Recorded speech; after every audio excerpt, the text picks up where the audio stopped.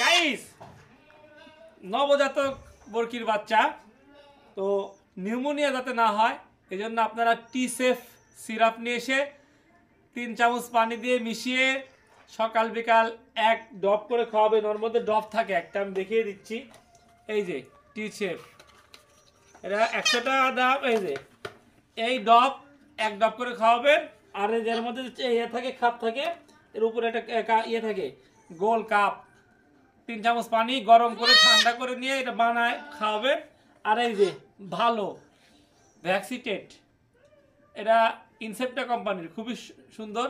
Incepta company Bangladesh বাদেও আরও 67টি দেশে ওষুধ ইম্পোর্ট করে থাকে, আমাদের বাংলাদেশের সর্বোচ্চ ইম্পোর্টার।